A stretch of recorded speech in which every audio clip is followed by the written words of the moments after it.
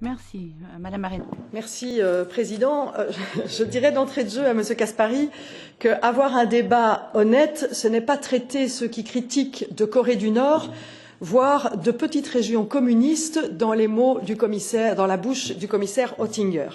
Et donc, avoir un débat correct, ce n'est pas insulter les autres. Et donc, je demande effectivement que la correction s'applique des deux côtés et pas uniquement d'un seul côté. La deuxième chose, bien entendu qu'on est d'accord sur le commerce international. Il faut un commerce international et il existe. Et il faut des règles et on l'a dit et là-dessus on peut être d'accord. Le problème c'est qu'aujourd'hui, dans ces règles, on voit qu'elles ne sont pas toutes garanties. Et quand on a vu des Belges et plus particulièrement des Wallons poser des questions depuis 2 ans sur un certain nombre de règles et ne pas avoir de réponse, comme nous avons posé les mêmes questions ici au Parlement depuis 2 ans sans en avoir les réponses, eh bien, à un moment donné, il y a des positions qui se prennent, et peut-être des positions un peu, je dirais, fortes, mais ces positions ont été prises. D'autre part, j'ai quand même envie de dire que s'il n'y avait pas eu cette incertitude sur la mixité de cet accord, incertitude qui n'a pas été introduite ni par les Wallons, ni par les Belges, ni par un autre petit État de cette grande Union européenne, mais incertitude qui a été demandée au Conseil par la France et l'Allemagne au niveau de la mixité, et à laquelle a répondu la Commission sur un plan politique en disant « nous considérons cet accord mixte ». À partir du moment où il y a une décision de ce type, qui est de considérer l'accord comme étant mixte, qui est une décision politique, et j'aurais tant souhaité qu'il s'agisse d'une décision de la Cour de justice européenne. Dans ces cas-là, elle n'aurait pas pu être contestée ni par les uns ni par les autres. Aujourd'hui, nous avons une décision politique sur la mixité et nous accusons un État membre de faire son travail. C'est-à-dire, à partir du moment où il a des compétences, il exerce ses compétences sur la partie qui le concerne.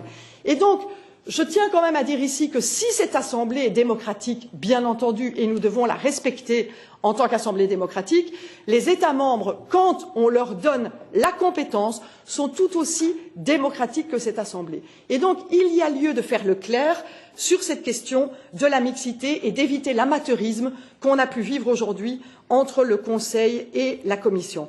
Je plaide donc qu'on puisse attendre la décision de la Cour de justice européenne avant de voter cet accord, parce que nous ne savons pas sur quoi nous votons, nous ne savons pas quelle est notre compétence exclusive en tant que Parlement européen et ce qui relève de la compétence des États membres. Donc nous allons voter quelque chose avec une entrée en vigueur provisoire, mais pour laquelle nous ne savons pas exactement ce qui va rentrer en vigueur provisoirement en fonction de nos compétences ou pas.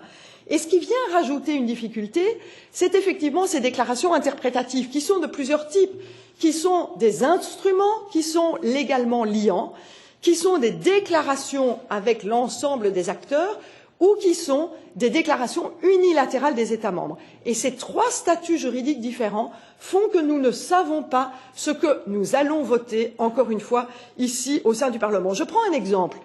Nous allons voter un accord de libre-échange avec le Canada dans lequel il y a l'ICS. Bon.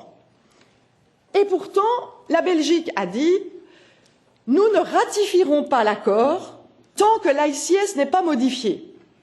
Ce qui veut dire, et M. Petrichon il devra nous garantir quelque chose, ce qui veut dire qu'il n'y aura pas d'ICS tel qu'il est aujourd'hui sur la table. Quel ICS allons-nous avoir? Nous allons voter ici un ICS dans la formule ICS telle qu'il nous a été présenté.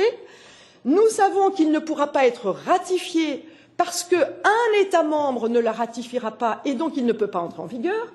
La Commission nous dit « je prends l'engagement de le modifier », mais nous ne savons pas comment il va être modifié. Donc nous votons un ICS version A qui va être modifié, que nous ne savons pas s'il va être accepté, mais nous allons quand même le voter ici au Parlement européen. Je trouve qu'il y a là un amateurisme incroyable, et Monsieur le Président, vous avez dit il faut respecter la démocratie dans cette institution. Eh bien, si on veut faire notre travail de parlementaire européen, non pas piloté par nos capitales, mais notre travail de parlementaire européen, je demande que nous ayons toute l'information concrète, pratique de ce sur quoi nous allons voter exactement dans les semaines qui viennent. Et c'est là que nous serons crédibles. Si nous ne savons pas ce que nous voterons, eh bien nous serons attaqués par la population qui dira « Vous avez poussé sur le bouton vert, mais vous ne savez même pas ce que vous avez accepté, ou sur le bouton rouge, parce que vous ne savez même pas ce que vous avez refusé. » Donc je demande de la clarté de la part de la Commission, du Conseil et de ce Parlement.